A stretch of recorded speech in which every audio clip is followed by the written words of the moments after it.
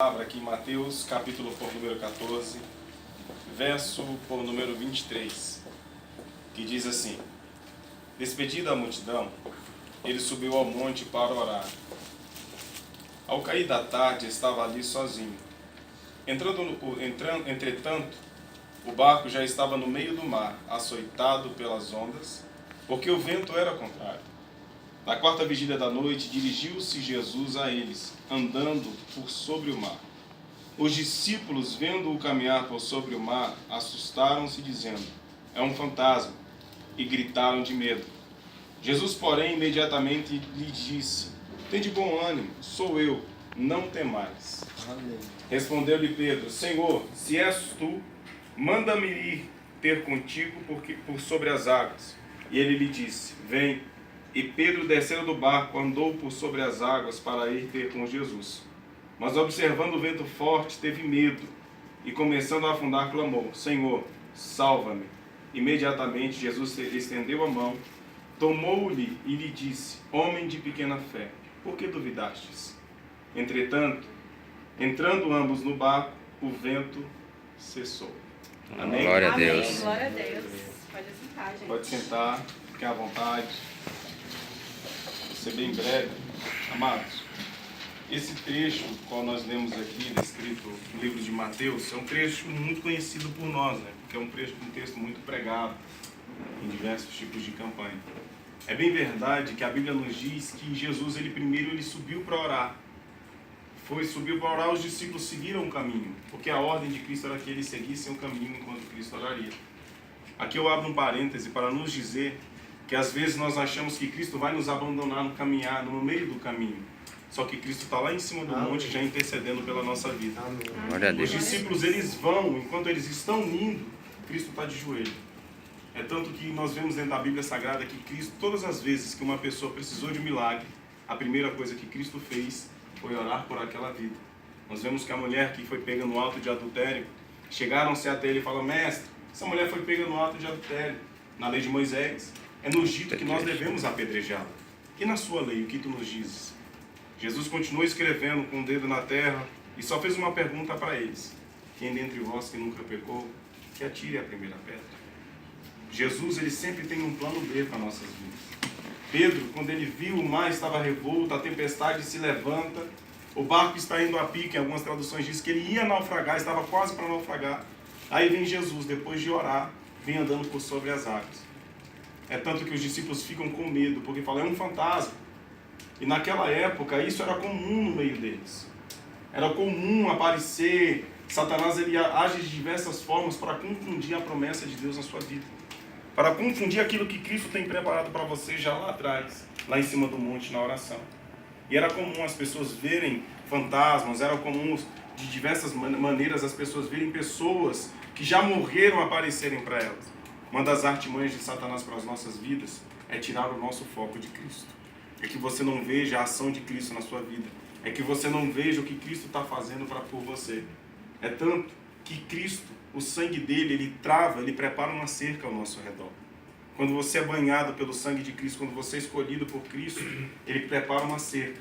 E essa cerca, ela não pode ser atingida por Satanás. É tanto que ele falou: Senhor, Jó, ele não vai falar mal do Senhor, porque o Senhor está blindando ele. Jó capítulo 1.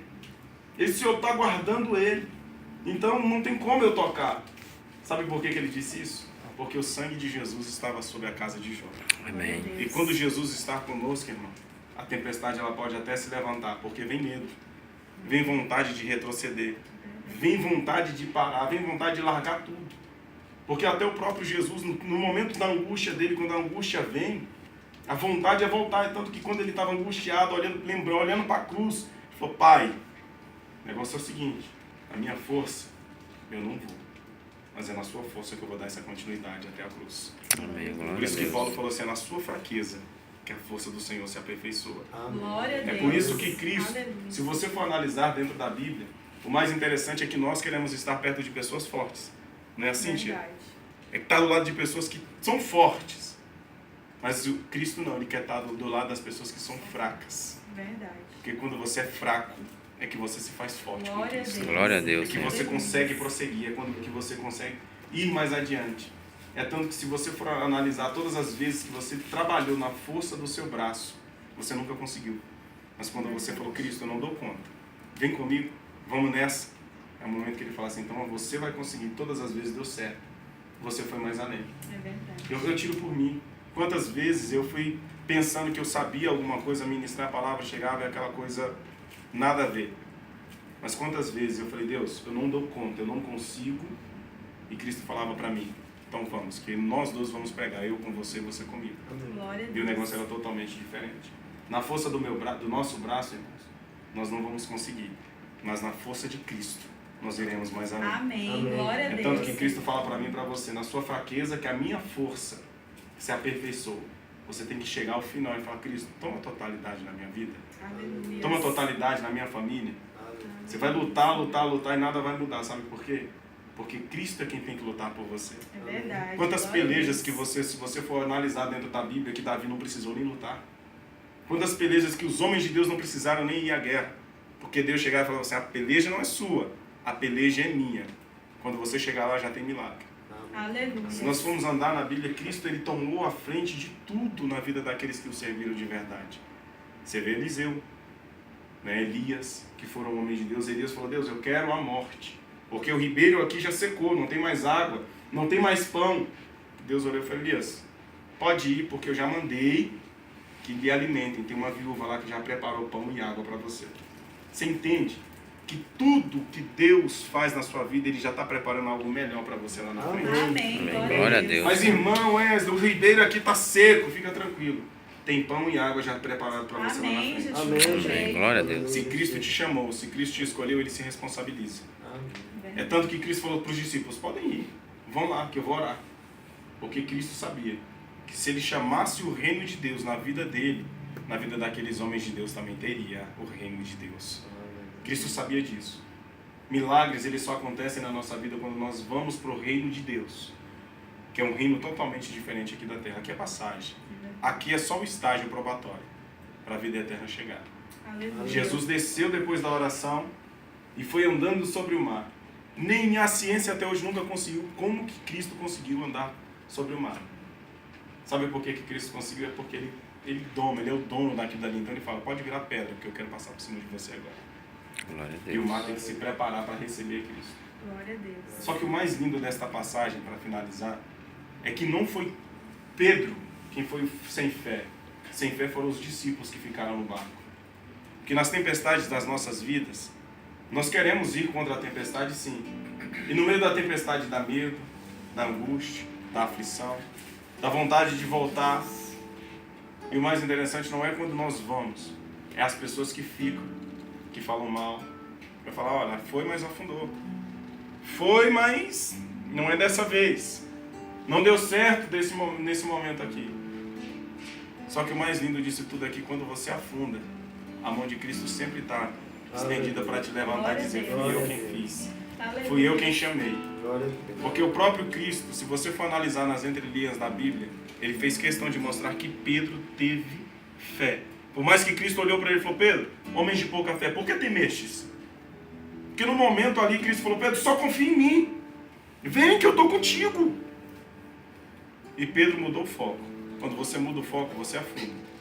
Mas Jesus não te deixa afundar por total. Ele te levanta pela mão e fala assim, por mais que você afundou, o que eu estou preparando para você é bem melhor. Amém, Senhor. Por mais que você afundou, o que eu estou preparando para você é bem maior.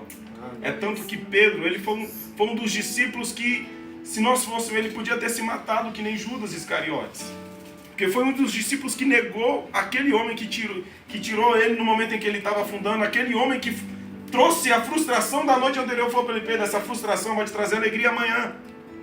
Foi um dos homens que mais viu o milagre de Cristo na vida dele. Pedro passa a noite toda pescando, chega na beira do lago, está lavando rede, falando, para mim acabou, minha frustração, meus sonhos foram tudo embora. Cristo olhou e falou, Pedro, deixa eu entrar no barco. Glória a Deus. Só que quando Cristo chega na nossa vida, Ele primeiro nos faz sentar. Porque primeiro Ele tem que curar o nosso interior, as nossas frustrações, as nossas angústias, os nossos medos, as nossas mágoas. Ele tem que arrancar tudo, porque o que Ele vai trazer é bem melhor. Pedro passa a noite toda pescando, está frustrado, porque pessoas dependiam dele. A família dependia dele, a sogra dependia dele. O pior é a sogra.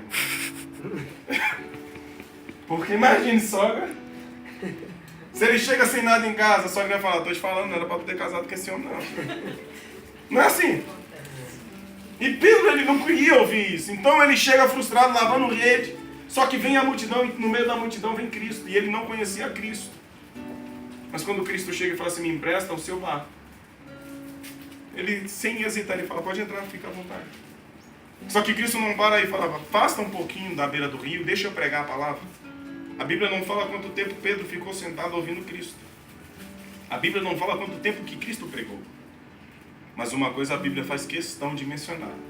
É que depois que Cristo pregou, Cristo trouxe milagre na vida dele. Glória a Deus. Cristo trouxe promessa na vida dele. Cristo falou, Pedro, você não pegou nada a noite passada, mas o que você faz para mim não fica de graça. Vamos comigo para Mar Alto. Tudo que você faz para Cristo, Cristo não fica devendo nada a ninguém. Você pode ter certeza disso. Tudo que você planta no reino é do reino que você vai colher. Glória a Deus. Tanto que quando Cristo falou, Pedro, vamos para Mar Alto. Vamos comigo para Mar Alto. Pedro olhou e falou assim, Senhor, eu pesquei a noite toda, estou cansado, estou frustrado, o Senhor me manda ir para Mar Alto. Mas conforme a tua palavra. Sabe o que nós precisamos na nossa vida? Nós não precisamos de muito. Nós só precisamos de uma palavra. Não palavra de homem, porque a palavra de homem ela muda. Mas nós precisamos de uma palavra de Deus. Porque se temos uma palavra de Deus, pode preparar a rede, porque peixe grande está chegando. Glória a Deus. Promessa grande está chegando, libertação grande está chegando. Cura grande está chegando. É tanto que quando Pedro vai para Mar Alto, que ele está lá no meio do mar, Jesus fala, lançai a rede, Pedro. A Bíblia diz que ele lança a rede. O mais interessante é que Cristo chamou somente Pedro. Nada. Só foi Pedro. Mas no meio do mar, quem está lá? Tiago e João. No meio do mar. Sabe por quê? Porque quando o milagre acontecer na tua vida, todos aqueles que falaram que a frustração da noite anterior ia acabar contigo, terão que você vai ter que chamar e dizer, vem me ajudar, porque a minha promessa vai trazer Glória a fruto. Deus. Aleluia. A minha promessa também vai te ajudar, vai trazer prosperidade para você. Tu és fiel. É tanto que quando Pedro começa a puxar a rede dele, a Bíblia diz que a rede estava a romper-se, quase rasgando. E o barco estava a ir a pico, estava para virar. Pedro começa a chamar Tiago e João e eles vêm. E começam a pegar daqueles peixes que Pedro pescou naquela manhã. Só que o mais lindo é que a Bíblia diz que eram peixes grandes. Aleluia. Eram peixes grandes. Sabe o que eu Glória a entendo? Deus. É que o que Deus, o que Cristo tem para mim e para a sua vida, Amém. você nem imaginou ainda. Aleluia. Você nem sonhou ainda e Ele já está preparando para você. Você nem planejou ainda, você só quer a presença dEle e Ele está dizendo, eu tenho promessa para te dar. Você só quer que Ele entre no barco e Ele está dizendo, tem pesca nova para você. Aleluia. Tem milagre novo para Eu você. creio, recebo. Só entrou no barco. Cristo, o barco é seu, toma de conta. E Ele está dizendo, calma, essa tempestade vai passar. Mas Senhor, tem um fantasma, eu estou com medo. Calma, eu não te dei um espírito de medo, mas sim de coragem, fica tranquilo. Amém, Jesus. Mas Senhor, eu quero voltar. Não volte agora. Olhe somente para frente, olhe para mim. Porque se você olhar para mim, você não afunda. Mas se você não olhar, você vai afundar. Mesmo que afunde, eu vou te levantar e vou te falar, siga. Ele falou, homem Glória de a Deus. pouca fé. Mas ele já tinha advertido os discípulos lá atrás. Se tiveres fé do tamanho de um grão de mostarda, falarás ao monte, mova-te daqui para ali e ele vai ter que se mover. Aleluia. Você não precisa de muito. Você só precisa crer. Verdade. Para milagre acontecer na sua vida. Porque quando ele entra no barco, essa tempestade que você está passando, ela passa. Amém, Jesus. E sabe o que é mais lindo depois de uma grande tempestade, para a gente fechar? É que depois de uma grande chuva, o que acontece? A brisa suave. Aleluia. Glória a Deus. O que traz fruto não é a tempestade. O que faz a semente florescer não é a tempestade. O que faz a semente florescer é a brisa suave. Aleluia. É aquela brisa que você olha assim, que está tudo desmoronando. E o vento vem e traz calmaria para a sua vida. Sabe o que eu aprendi para a minha vida? É que quando tudo está indo mal, eu só preciso ir para um canto. Ficar em silêncio. Porque quando eu estou em silêncio, é o momento que ele fala comigo e acalma o meu coração. Aleluia, Senhor. Os discípulos estavam com medo. Mas quando Jesus entrou no barco, a Bíblia diz que de imediato cessou-se a tempestade. Eu profetizo na sua vida hoje que essa brisa suave ela vai chegar. Amém. Amém. Em nome de Jesus. Eu profetizo na sua vida que vai vir paz na sua casa, na sua Amém, família, Senhor. nos seus negócios e nos seus sonhos. Amém, Jesus. Eu profetizo na sua vida. Porque eu creio nessa palavra aqui. Amém, Jesus. Cristo, ele era muito hilário, muito engraçado, Glória a Deus. mas ele era muito correto. Verdade. Mas ele sempre mostrou que o reino de Deus é um reino que tem fruto. Glória a Deus. Tudo que você planta no reino é do reino que você colhe. Aleluia. Vamos orar? Vamos.